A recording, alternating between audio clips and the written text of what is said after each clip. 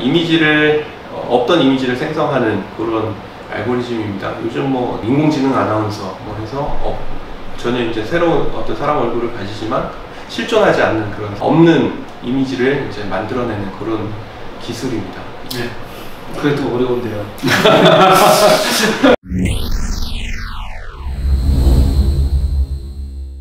최대한 그 요거는 배제하고 설명했습니다. 그러면 한 가지 더 나온 김에 더 질문을 드리겠는데, 슈퍼바이즈드 러닝하고 언슈퍼바이즈드 러닝이 있잖아요. 네네. 왜 근데 언슈퍼바이즈드 러닝을 써야 되는지, 슈퍼바이즈드 러닝의 어려운 점은 뭔지도 한번 설명해 주시죠. 알겠습니다. 뭐 슈퍼바이즈드 러닝, 언슈퍼바이즈드 러닝 우리말로 하면은 지도 학습, 비지도 학습 이런 개념이 되겠습니다. 그래서 말 뜻 그대로 지도 학습은 사용자가 이 인공지능을 학습시키는데 사용자가 다 일일이 가르쳐주는 학습 방식입니다. 그러다 보니까 판단해야 되는 그런 결과물에 대한 실제 데이터들이 다 필요하게 되고요. 예를 들어서 10가지의 그런 동물을 판정해야 된다 그러면 10가지 동물들에 대한 데이터들이 다 필요하겠죠. 근데 그러다 보면 이제 데이터를 수집하고 그 다음에 정의하고 하는 과정들이 굉장히 길어지게 됩니다. 또 보통 이제 그런 과정들을 이제 뭐 레이블링이라고 하는데 그 정답 꼬리표를 다는 그런 작업이 상당히 이제 힘든 작업이 되겠습니다. 그래서 이제 비지도 학습 같은 경우에는 딱 한 가지에 대한 그 학습만 하게 되는 겁니다. 그리고 별도의 이제 레이블링도 필요 없이 예를 들어서 내가 어떤 이미지 천장을 그냥 쭉 학습을 해요. 그러면 다른 어떤 새로운 입력을 넣었을 때 이 지금 입력은 학습시킨 대상이다 아니다 이렇게 아주 간단하게 판단을 하는 거죠. 그래서 레이블링에 대한 어떤 작업도 상당히 많이 줄 수 있고요. 또 아까 이제 잠깐 얘기했던 산업 비전에서는 이제 대부분 이제 양품 데이터는 아주 쉽게 걸 수 있습니다. 그래서 양품 데이터만 쭉 가지고 학습을 했을 때 다른 이미지를 넣었을 때 이건 양품하고 다른 이미지야 이렇게 하면 이제 불량으로 판정할 수 있게 되는 그런 효과를 보게 됩니다. 그래서 데이터 수집과 레이블링 측면에서 모두 비지도 학습이 유리한 측면이 있습니다. 하지만 그만큼 기술이 조금 더 어려운 분야가 되겠습니다. 그렇다면 네.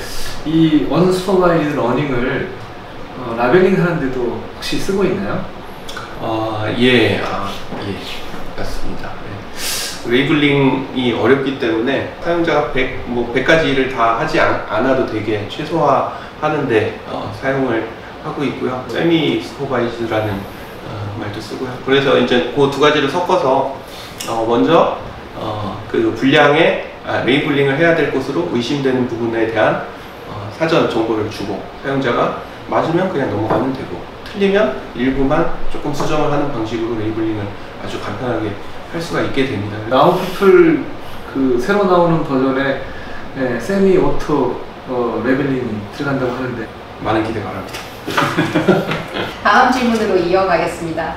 네 번째 질문입니다. 라운피플 유튜브에서 렌 어그먼트에 관한 영상을 봤는데요. 실제 적용을 해보셨나요? 논문에서와 같이 프록시 태스크를 줄이는데 도움이 되는지, 산업 영상 이미지 처리하는데 적용하면 어떤 효과가 나타나는지 궁금합니다. 라는 질문이 있었습니다. 이 질문에는 쉽게 설명을 할 수 있을지 좀 걱정이 됩니다. 한번 해보세요. 일단 렌더 오그먼트 같은 경우에는 실제 요 기술도 이제 저희 툴에 적용이 돼 있습니다. 어떤 용도냐면 아까 대표님이 잠깐 얘기하신 이제 이미지 젠 같은 데이터를 이제 늘려주는 그런 작업을 이 트레이닝 과정에서 딥러닝 학습 과정에서 진행을 하게 되는데요.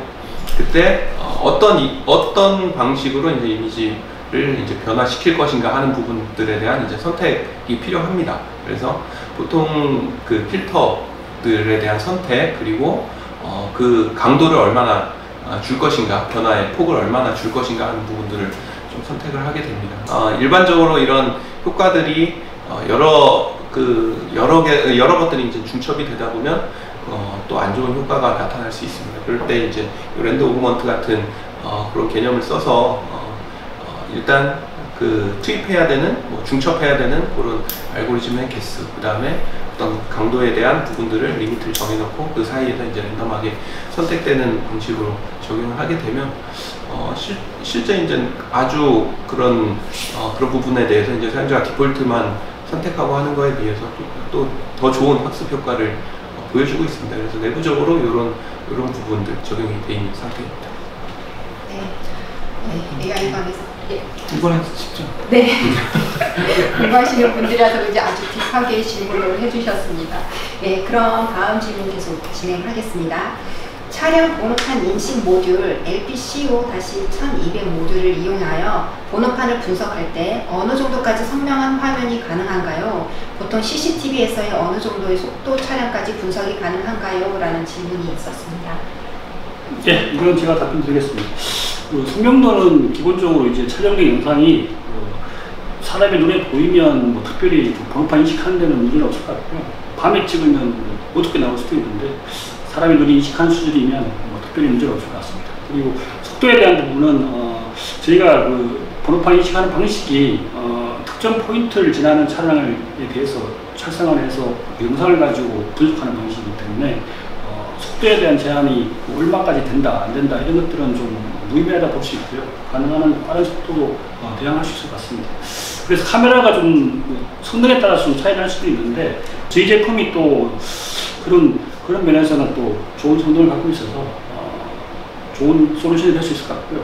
또 저희 제품은 또 근거리, 원거리 동시에 또 번호판 인식도 가능하고 그리고 또 번호판 종류에도 뭐 사업자용, 자가용 아니면 특수 번호판 이런 것들이 많이 있는데 그런 것도 구별할 수 있기 때문에 좋은 성능을 가지고 있다고 볼 수 있고 또한 또 이것들이 해외 번호판도 있고 국내 번호판도 있기 때문에 뭐 그런 것도 또 기술을 가지고 있어서 어디에 나라에 같은 사용할 수 있을 것 같습니다. 그래서 보시고 연락 주시면 아마 좋은 조건 제안을 드릴 수 있을 것 같습니다.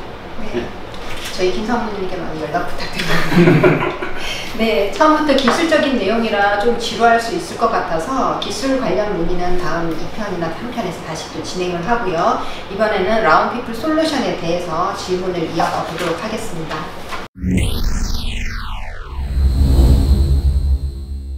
첫 번째 질문입니다. 라운피플이 농업 분야에서도 적용되는 걸로 알고 있는데 어떤 곳이 적용되고 있는지 알고 싶어요 라는 질문을 하셨습니다.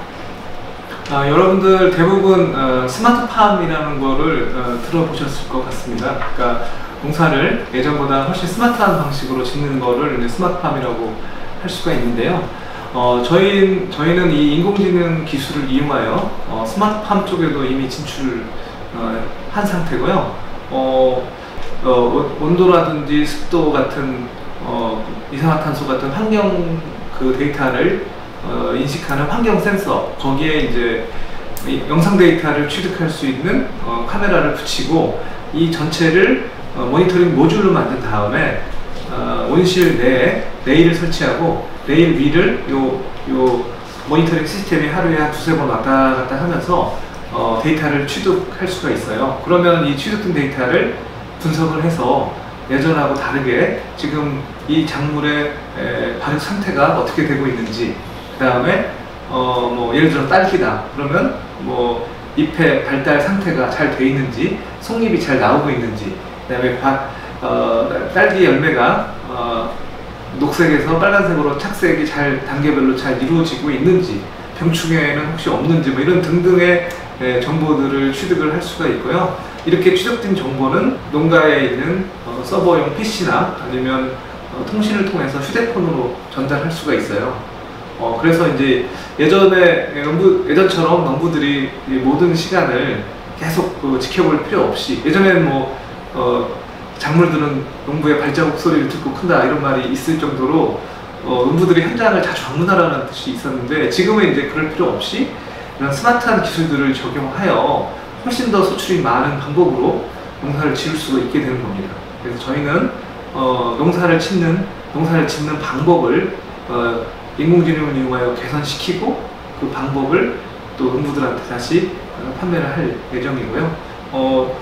딸기 농가에도 적용이 되어 있고요. 그 다음에 노지에서 사과를 재배하는 쪽에도 곧 저희 솔루션이 적용될 예정이고, 또 특히 이제 축사 같은 곳에서는 짐승을 가축을 구별할 수가 있는데요. 그 가축에는 우리 사람 손에는 지문이라는 것이 있어갖고 다른 사람과 구별할 수 있는데, 가축들은 코에 독특한 문양이 있습니다. 그래서 이거 비문이라고 부르는데, 이걸 이용하여 가축을 구별할 수도 있고, 이 가축의 상태들을 모니터링하여 이상 증상을 보이는 경우는 농부들한테 즉각 알림으로써 가축에 이상 증상이 있는지, 혹은 병이 들었는지, 혹은 병의 조짐이 보이는지 등을 판단할 수 있게 해줍니다.